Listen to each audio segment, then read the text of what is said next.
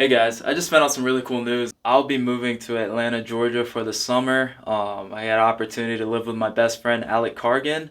And it's just a great opportunity, man. I just want to thank his family for allowing me to come. And yeah, I'm really excited. Hopefully, I get packed up and moved out by the end of this week.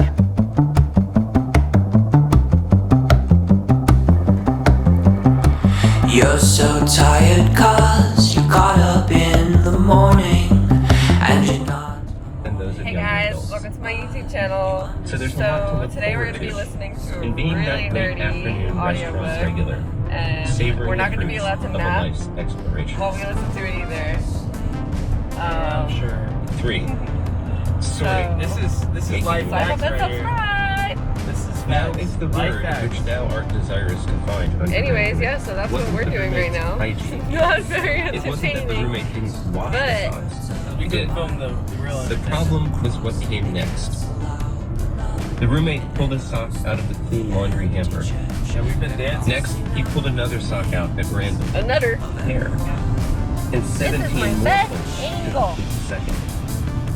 In total, the roommate can expect to go fishing in the hamper 110 times just to pair 20 socks. Damn, what an idiot. It was enough to make any budding computer scientist request a room transfer. Now, And that's just on how today's socks channel. should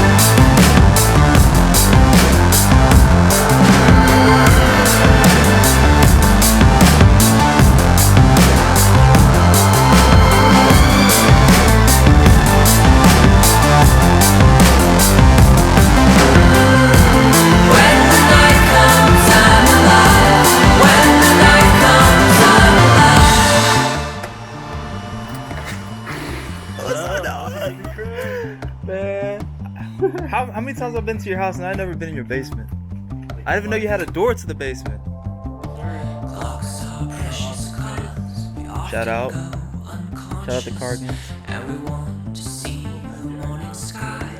Oh, we out here grinding. Wow, Emma, I see you getting strong. That's what I That's mean. what happens. You get going with this gym fanatic. You gotta get strong somehow. So we're about to go to Ren's. Just now getting in the car. Oh, where's the boy AC at? There we go. Gotta adjust the camera. What up, y'all? A few moments later. If there's one thing that I know is hard work does pay off. Especially when you're going to a new school. One thing that I've learned is the fitting in aspect. We'll talk about that part of my point. Fitting in, standing out. Is that in order to fit in best, you want people to be able to rely on you, especially when you're playing a team sport. When it's bottom of the ninth, nobody on, and you guys need a base runner, you need to know that guy at the plate, that you can depend on him. And that mentality, that hard work aspect that builds the trust from your teammates is one of the places you can show that and earn that is in the weight room and making sure you're getting after it every day. My boy AC, I know I can always rely on him because every day he brings it in the weight room. Every day. This man is insane in the weight room. Like, I think he's psychotic because he literally is cut all over the place. He's shredded. I don't know. I haven't seen an ounce of fat on him, and he's a catcher. I've seen so many catchers throughout my days. I was actually a bullpen catcher. I'll talk about that a little bit later. Rodriguez. I'll talk about that a little bit later. I was a bullpen catcher when I first transferred to Wofford, but I have not seen a catcher as jacked, as shredded, as focused on his body as this guy right here. Thanks, And bro. I really I look up to him in the weight room because he does some things that I can't even do. Like, I might be bigger than him. I might weigh more than him, but he's definitely a little bit stronger than me. I ain't gonna lie. Like, he's one of the strongest mother truckers I've played with. And when I first came to Wofford, he might not have been the biggest guy, but he always had that hard work ethic. And by the time we got to our senior year, man, he was one, maybe two of the strongest guys there. And it's insane to see him put in that work, progress, and understand that, hey, like, I'm able to count on this guy because I saw him as a sophomore where he was and continuously kept working and was able to improve and get better and become one of my really good friends, best friend, you might say. If you go to Wofford, I love all you Wofford guys. AC, I mean, who am I kidding? You guys know this is like my brother. We'll keep it PG for all the kids What watching. are you talking about, bro? Anyways, so when I first transferred to Wofford, I had to sit out of here. And my way of trying to fit in and be a part of the team and start to earn their trust was by being the bullpen catcher.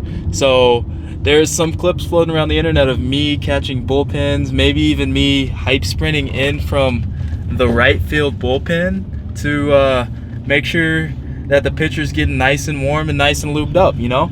I think that was a valuable thing. Like, I cared a lot about the success of the team, even though I was not playing. And I would say that is something that's critical to guys that are in the same situation as me, transferring schools and going into a new environment, is that you need to care and value the team, and they have to be able to see that every single day, whether it's through practice and you're just taking BP knowing that you won't go into the game, or if that's doing extra work or going in and cleaning up around the field, making sure other guys are in a good mental spot. That all that matters. Everybody's always looking at that, and yeah, I think you guys should take that to heart. But seriously, take that message that he just let y'all know and really believe it, because he came in strong. He's got a big personality. But Personality. and it takes a little getting used to, but whenever he was catching bullpens for us, when he didn't have to do that, just helping out however he could when he couldn't be playing, and just being a good teammate, taking naps in the bullpen, just I'm kidding. We'll cut that later. Just trying to block pitches even for the pitchers. He earned people's respect, and that helped a lot next year when he came back and was actually a big time factor for us in the season, because he already earned everyone's trust. So he was just one of the guys at that point because he was doing things the right way, even when he couldn't play. So Exactly. So take that message to heart. Hey guys, so we just got to Ren's. We're about to go get our hacks in. Check it out. It's a ride, it's a gang thing. I've been getting groovy, you can't say the same. If you don't work hard, then you finna lose. If you don't chase your dreams, then you need to move. Let's go. My hustle way harder than my struggle was, though. Might put some rings on the team and spend my life on. Hey, this wise madness, I've been feeling myself. Hey boy, I've earned it, I've been killing myself. No, you can't run from it.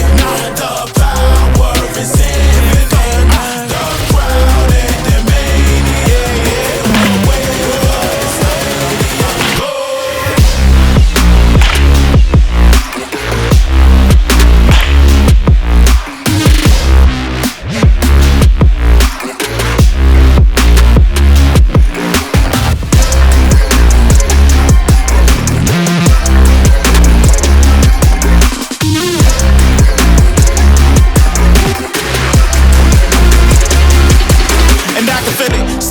I've been the realest, time to celebrate, cause my brother getting it. Pen exquisite, scripture, swag liquid, move smooth, play the background, now I'm actually in it. Too cool to be that guy on the mainstream with a wave in it. Hey, I just woke up as a go, run the gym, I'm the coach.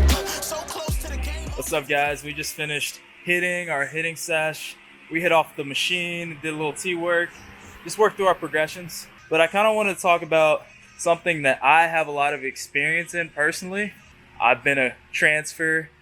This will be my second time. I am now grad transferring. I initially went to Dartmouth out of high school. Went there for 2 years. Didn't like it. Was not in a good mental position, a mental health state. I was drinking a lot. I was depressed. It just was not a good environment for me. The guys were great. They were great. I came there as a young freshman, kind of wanted to just fit in and be a part of the group and be a part of the team. Didn't really know who I was or know what my standards were or my morals were, and kind of let that situation take that and define it for me. I went into that situation and I fit in. So when I went to my second school, Wofford College, I kind of knew what my experience was at Dartmouth, and I was able to learn from that.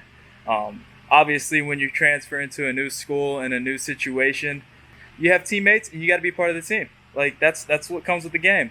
You got to learn to live with the guys. They become your brothers. In baseball, it's one of those sports where you're constantly around your team. We have a lot of practice. I'm not going to say how many hours it is because compliance, but you know, we're constantly together. We got road trips. We play the most games out of any other college team. So you're constantly traveling with guys, living with them in hotels, and you got to be part of it. You got to be able to fit in. And what I learned from my first experience is that, hey, yes, you can fit in and be a part of the team, but you also got to know what you stand for personally and have a personal identity. And that is one key tip that I learned from my transfer process is that you got to remain who you are. You can't change who you are to fit into a team. You have to fit in a little bit, but also show your personality. That way, when you're in there, you can just be yourself, man. You can just relax. You can be, they call me Off Day Mike. And that Off Day Mike, he's a little crazy. I ain't gonna lie. He liked to have a little fun. But that's who I am now. That's what I learned. That's what helped me succeed at the Division I level. Off Day Mike, so. That's what helped me succeed at the Division I level is finally understanding, hey, like, be loose. Like, you don't have to follow every single strict rule. Like at Dartmouth, we had rules where we had to travel in suits. We had to play the game a certain way.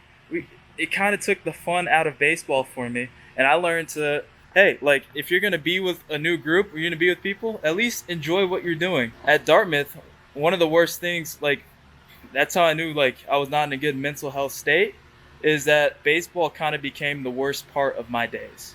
And I would dread going to the field. I would dread working out. I love the teammates. I love that aspect of it. But I started to dread going to the field. And that's where I knew I was not in a good space, a good headspace. So I had to get out of there. And at Wofford, man, things have been drastically different. I enjoy going to the field every single day.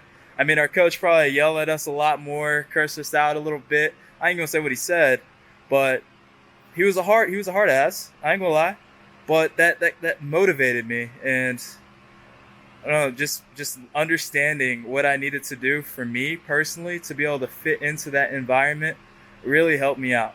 So I hope you guys are able to take that tip and learn from it. My keys on you? So guys, we just finished our hitting session. I have no they're in there. Seriously? Anyways, Alec left his keys in the studio. Into the car, and then we're out here hitting in the lab, and this man forgot his keys. You I say, I just say like, there, hey, if you think I left the keys in there, leave us a like, and if you think Alec left the keys in there, subscribe, because it's a win-win. It is a win-win. It is a win-win situation. I mean, look at him though. Don't he look cute? Bro, get the keys, bro. You left them in there. Go get them. And subscribe.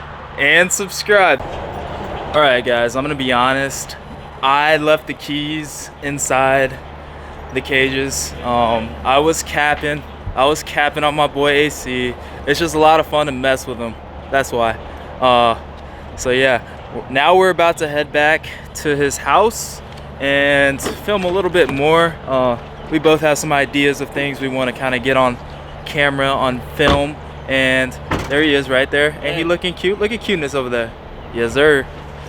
We both have some ideas of things that we kind of want to get on the table, and he is really good with the ideas. I am good with the editing. He's also really sick with the editing. So yeah. Anyways, so my channel will focus more on professional development and mental health, and kind of document my journey into finding myself personally, and finding the things I do like and I don't like. Maybe I'll do some challenges, some like week challenges or diet challenges, stuff like that, as well as talk about the importance of reading books, audiobooks, podcasts, just taking that time in the day to work on your self-development. And yeah, I mean, it's going to be a lot of fun. It's going to be a journey. It's going to be nerve-wracking for sure, because I, for one, am not the most comfortable person in front of the camera. I do not love it. I don't like going out and talking to new people. So this is really more a journey about documenting me overcoming my fears, my anxieties, and different things that I struggle with mentally, and kind of hoping to be able to help you guys do the same as well. So I'm Mike B, this is my channel, and stay along for the ride. Let's have a lot of fun with this. We're gonna have a fun summer out here in Atlanta, Georgia, living it up. It's my boy, it's my ride or die, it's my brother. So, Yes, sir. we're gonna have a lot of fun with it. It's gonna be good times this summer. Corona, baby. Corona season. Coronavirus.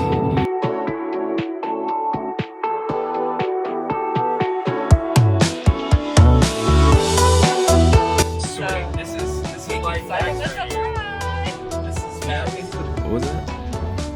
Your action shots are sick. Oh, bro. Congrats. You got it on camera. Bro, I did get on camera. When a 50s magazine